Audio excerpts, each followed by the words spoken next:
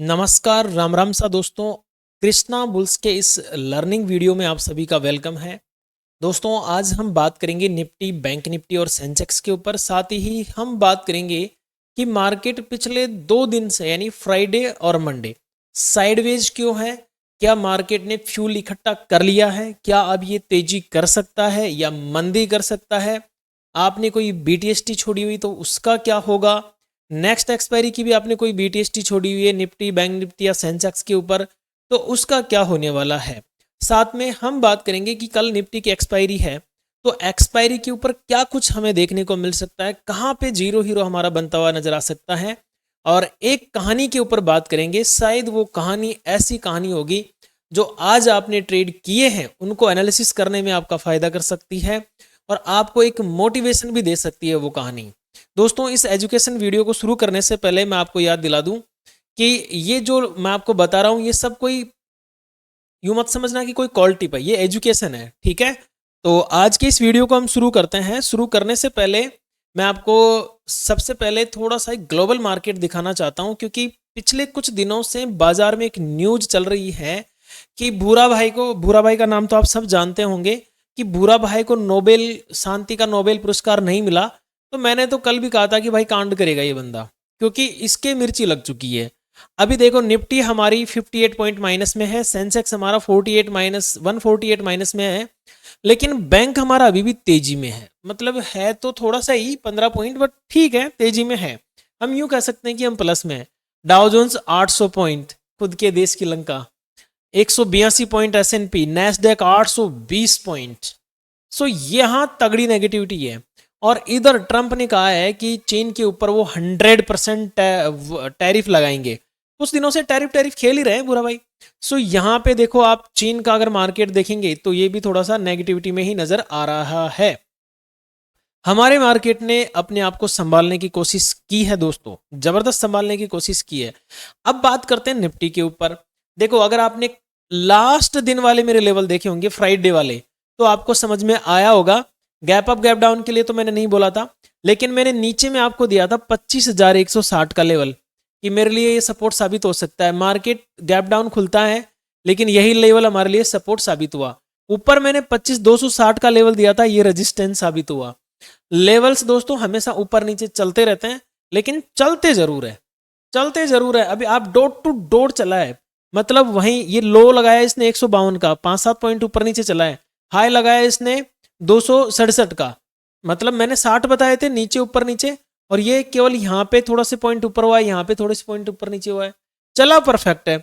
सो अब बात ये होती है कि क्या ये मार्केट वाकई में फ्यूल इकट्ठा कर चुका है, क्योंकि फ्राइडे को भी लगभग साइडवेज रहा था एक स्पाइक करने के बाद में, और आज मंडे को भी बाजार खुलते ही लगभग साइडवेज ही है। कल निफ्टी की एक्सपायरी है, प्रीमियम भी डी के होगा और माल भी सस्ता मिलना चालू हो जाएगा। तो क्या कल तेजी हो सकती है? देखो, संभवतः अभी तक माहौल जो है ना, वनडे टाइम फ्रेम पे अगर आप जाओगे तो आपको थोड़ा सा तेजी जैसा माहौल मिलेगा।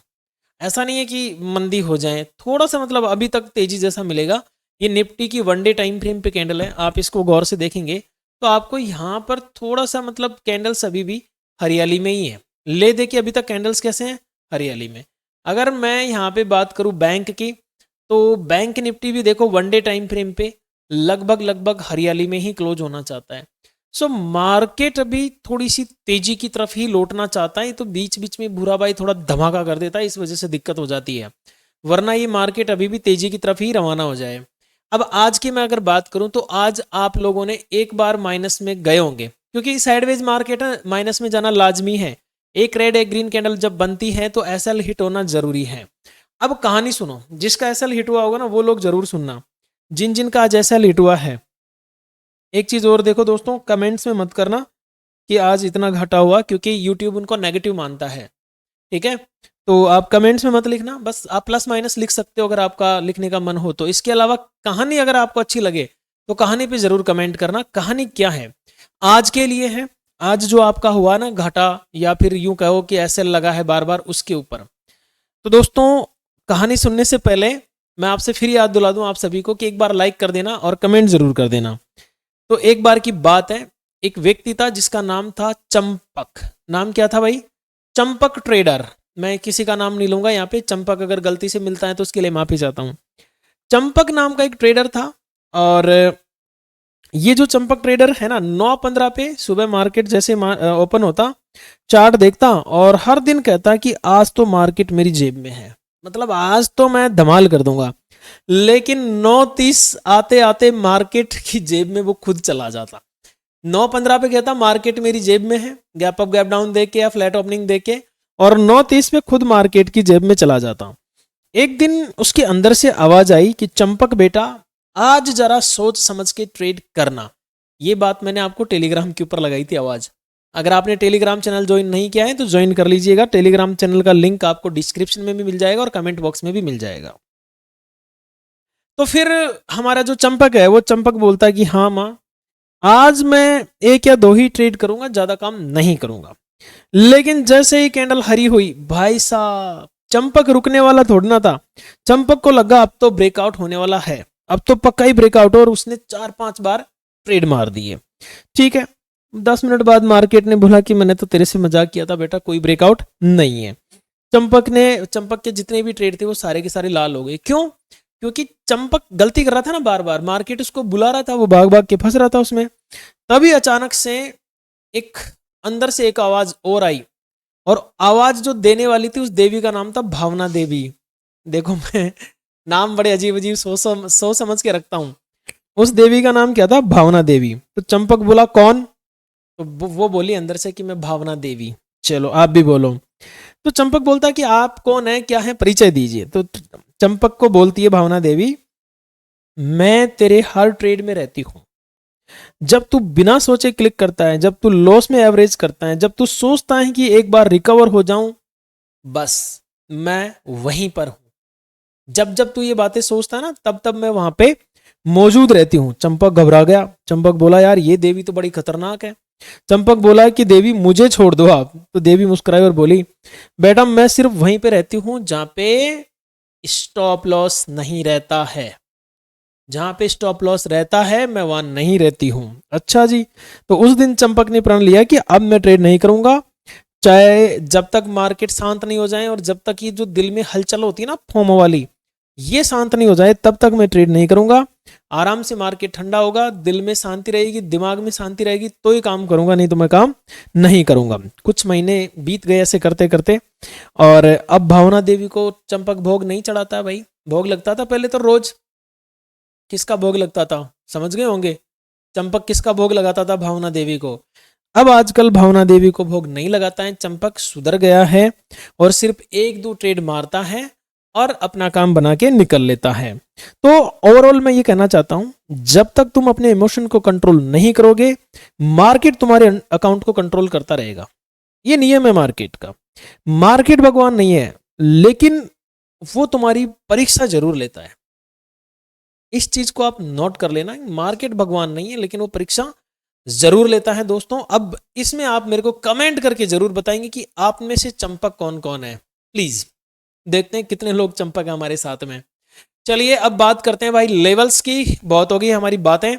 सो देखिए, एक एक चीज और बता देता हूं। बीटीएसटी, अगर आपने बीटीएसटी सीई साइड में की हुई है, निफ्टी में की हुई है कल की एक्सपायरी में, तो आप रिस्की है।